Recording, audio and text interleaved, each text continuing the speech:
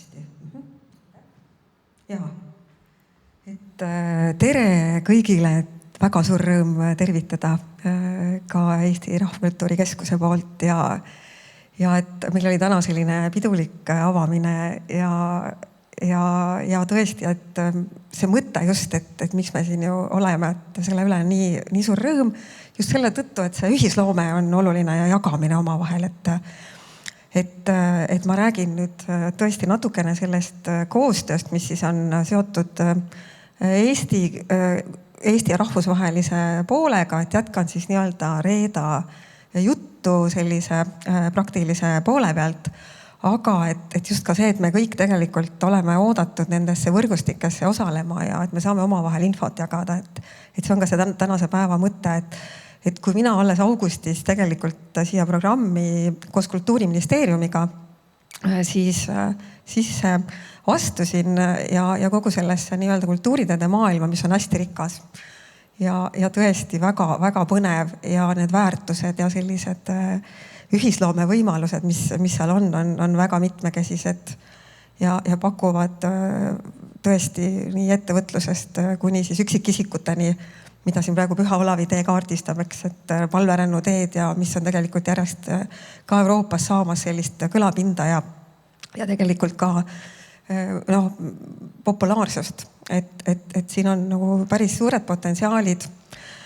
olemas ja miks me ka see Tartus just täna oleme, et see on nagu vahva, et kuna see laulupärandi tee sai ju, me ootasime väga, et kas ta saab tõesti kinnituse ja sai, et suur rõõm selle pärast ka, et palju õnne meile kõigile ja selle teega seotud siis eestvedajatele, elava pärandi hoidjatele ja samuti siis ka see, et me saame nii-öelda ka nagu inspireerida ja inspireeruda läbi nende erinevate teede võimaluste. Aga siis ütleksin siis seda, et just rahvusvahelisest koostöös, et nüüd Reeda jutule siis siit kohe üle võttes, et milleks kultuuriteede programm, siis on muidugi mõeldud just sellist pikaajalist järjepidevust ja just see võrgustiku töö, et mul korraks läkski meelest maha, mis ma tahtsin eelmisel mõttega öelda, et kui ma saan aru, et meil täna on ka ju 7 teed ja kõik siis peale siis saavad sellest ka lähemalt rääkida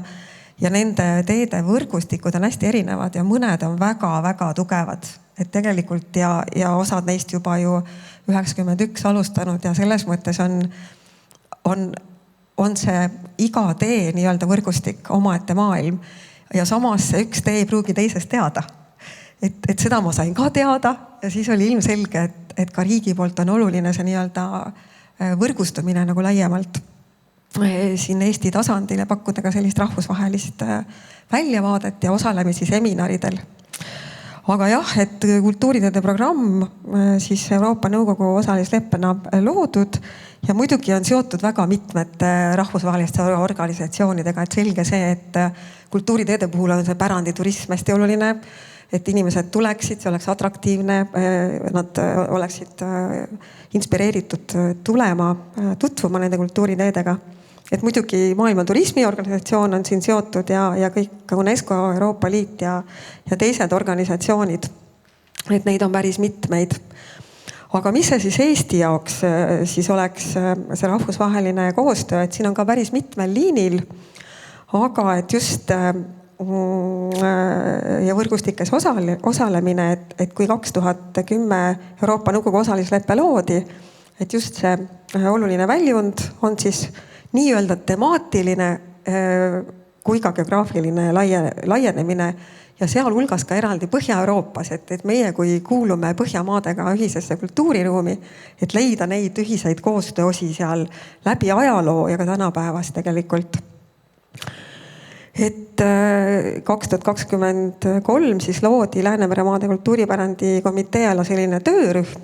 kus siis täna siis osalevad Eesti, Läti, Leedu, Soome, Rootsi ja Norra.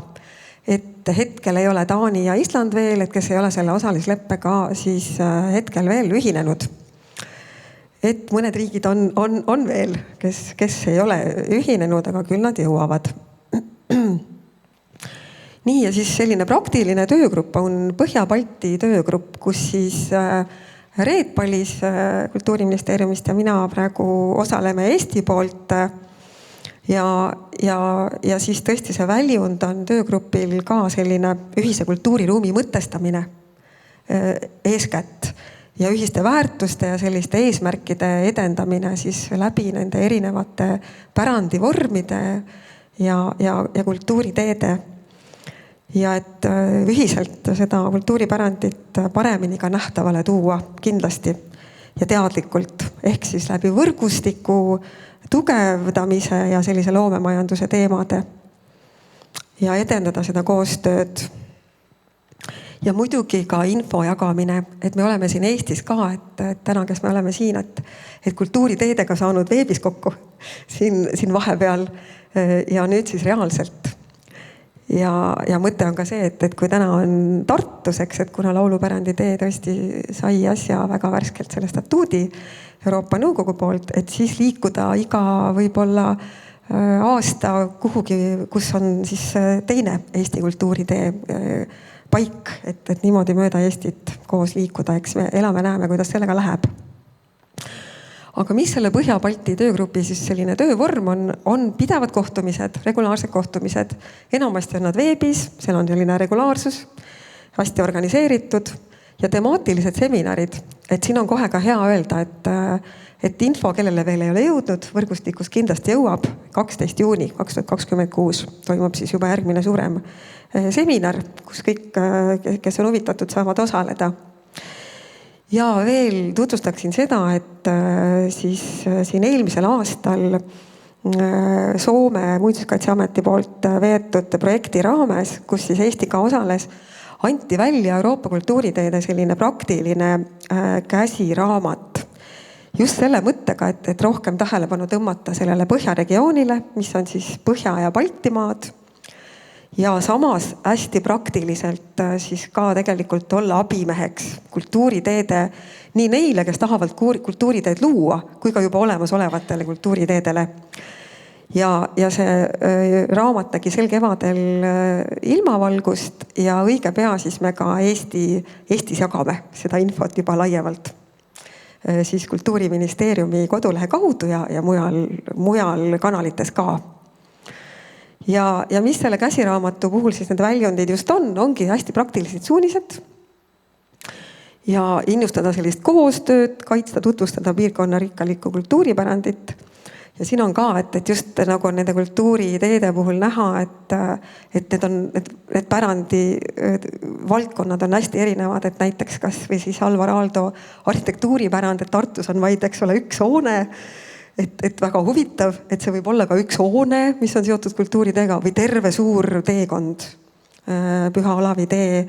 ja teised, et siin on hästi palju neid võimalusi, aga et meid ühises kultuuriruumis Põhjas ikkagi Põhjamaades ju seob ka elavpärand, seob ühine ajalugu, seob siis ühine lugu, mida me räägime läbi selle kultuuriloo. Ja samuti arhitektuur, kunst ja kirjandus ja väga mitmed teemad tegelikult on meil neid ühisosi päris palju. Nii, ja mis siis veel, et ka käsiraamatu mõte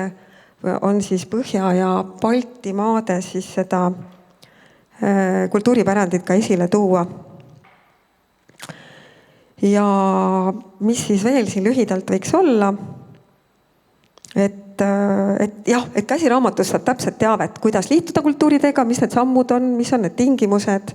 selgitada, et kultuuritee loomise protsess on seal selgitatud ja toetada, innustada ka juba siis seda olemasolevate kultuuriteede seda tegevuse arendamist ja pakkuda erinevaid teabeallikaid.